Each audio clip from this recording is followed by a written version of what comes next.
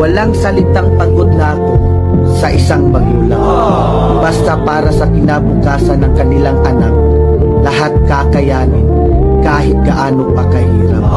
Kaya mapalad ka kung meron kang anak na mabuti, matulungin, marunong umunawa, at higit sa lahat, may respeto sa magulang.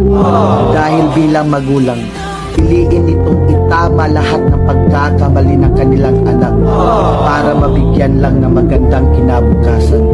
Kaya kapag pinag-aral ka ng iyong magulang, hindi para iahon sila sa kahirapan, kundi para hindi mo maranasan ang dinanas nila na hirap sa buhay.